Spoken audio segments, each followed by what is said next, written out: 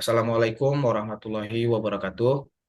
Pada kesempatan kali ini izinkan kami mempresentasikan proyek inovasi kami yang berjudul Website Deteksi Dini Resiko Stunting pada Anak.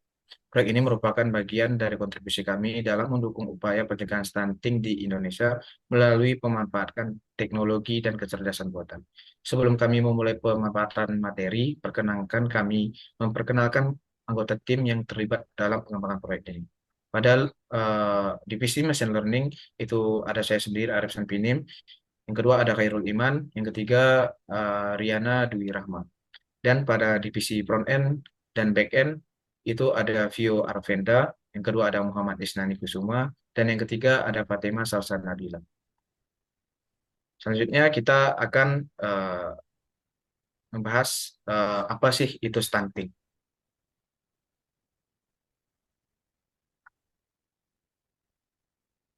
Definisi stunting, stunting adalah kondisi gagal tumbuh pada anak yang terjadi akibat kekurangan gizi kronis dalam jangka panjang. Bukan hanya tinggi badan yang terhambat, tetapi juga perkembangan kognitif dan kecerdasan anak bisa terganggu secara permanen.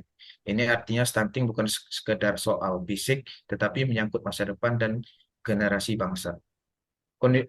Dan kondisi Indonesia saat ini, Indonesia menunjukkan progres positif dalam penanganan stunting.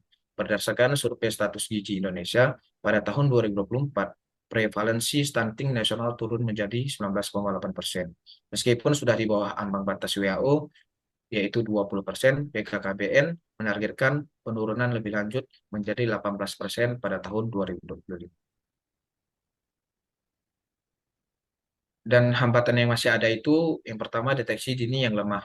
Masalah biasanya baru terdeteksi setelah kerusakan permanen terjadi, atau ketika golden periode sudah melewati eh, pada masa emasnya anak.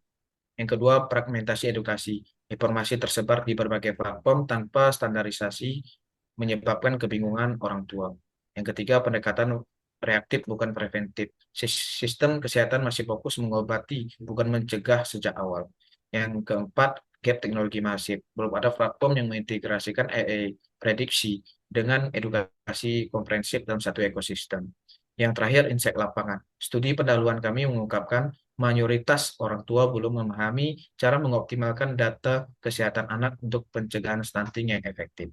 Untuk selanjutnya akan kita membahas alasan. Mungkin akan dipresentasikan oleh teman kita Fatima Salsa Nabila.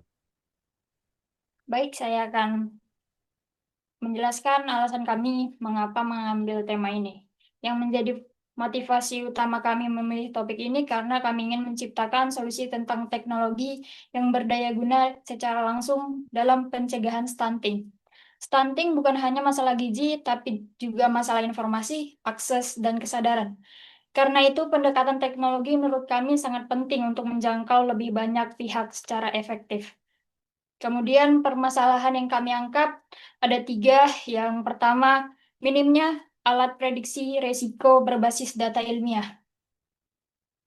Saat ini belum ada sistem yang bisa memprediksi resiko stunting secara akurat dan terukur, padahal prediksi dini sangat penting untuk mencegah dampaknya jangka panjang. Yang kedua, edukasi tidak terintegrasi dan sulit dijangkau. Informasi tentang stunting tersebar di banyak tempat dan tidak semua kalangan bisa mengakses dan memahaminya dengan baik. Yang ketiga, tidak ada platform yang komprehensif, belum ada satu wadah yang menggabungkan edukasi, prediksi, dan forum diskusi komunitas secara bersamaan. Padahal kombinasi ketiganya bisa menciptakan dampak yang jauh lebih besar. Tujuan kami adalah mengatasi kesenjangan informasi dan meningkatkan kesadaran para orang tua, khususnya mereka yang berada di daerah rentan, melalui solusi digital yang mudah diakses dan ramah pengguna. Kemudian akan dilanjutkan oleh Riana Dwi Rahma. Baik, saya akan membacakan mengenai analisis produk existing. Website kami telah menemukan aplikasi yang serupa yang sudah ada, yaitu Primaku, Sehatku, dan platform edukasi lainnya.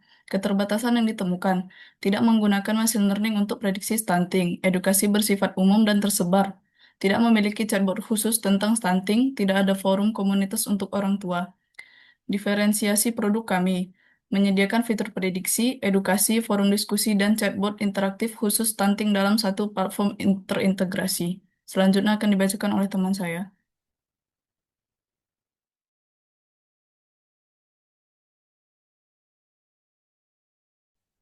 Baik, saya akan menjelaskan hasil pengembangan proyek tim kami. Di sini ada halaman autentikasi di mana pengguna bisa login jika sudah memiliki akun atau membuat akun baru. Ini penting untuk memastikan data hanya dapat diakses oleh pengguna yang bersangkutan. Next. Kemudian ada halaman beranda atau landing page. Halaman pengantar terkait tujuan platform ini.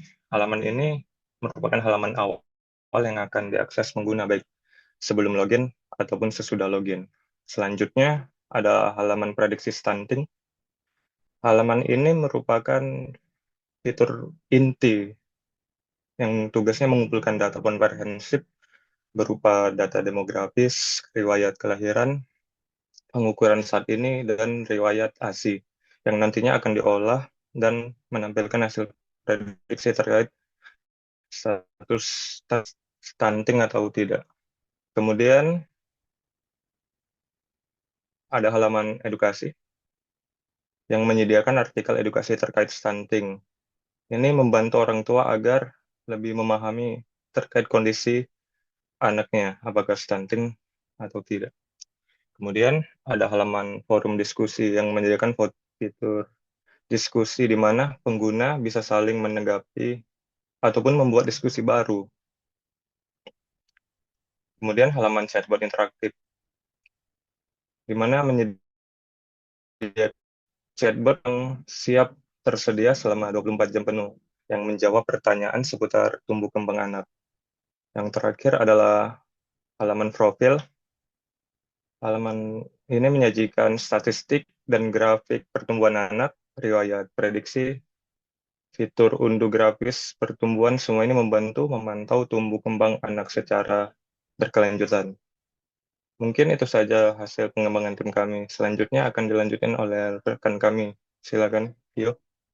Oke, untuk dokumentasi, kami menyediakan bagaimana cara menjalankan proyek yang telah kita buat di komputer lokal kita. Next. Oke, untuk cara pertama, kita bisa dengan cara mengeklon dari repository dari GitHub organisasi kita. Bisa dengan masuk ke terminal, di mana mengetikkan git clone, kemudian URL yang sesuai dengan proyek kita, front end maupun back end-nya. Next. Nah, kemudian ketika sudah mengeklon, nah kemudian untuk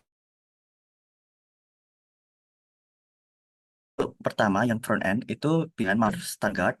Nah, setelah itu menginstal dependencies dengan mengetikkan perintah npm install. Setelah menginstal semua dependencies-nya, baru bisa dijalankan di komputer lokal kita.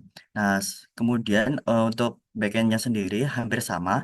Yang membedakan yaitu setelah proses menginstal dependencies packaging-nya, yaitu adalah bagian pip install requirement. Ini digunakan untuk menginstal library yang digunakan untuk model machine learning-nya. Setelah itu baru bisa dijalankan. Seperti itu. Next. Kemudian akan dilanjutkan oleh teman saya. Adapun kesimpulan dan penutup dari proyek yang kami buat, next, yaitu value proposition. Proyek ini menawarkan solusi komprehensif berbasis AI untuk mencegah stunting sejak dini dengan pendekatan yang inovatif dan user-centric. Kemudian terdapat future opportunities. Yang pertama, validasi di lapangan dengan institusi kesehatan. Yang kedua, pengembangan skala besar untuk jangkauan nasional. Dan yang ketiga, kolaborasi strategis dengan stakeholder terkait.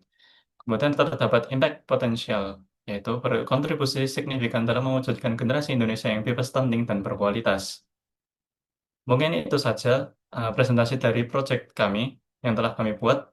Sekian, terima kasih. Wassalamualaikum warahmatullahi wabarakatuh.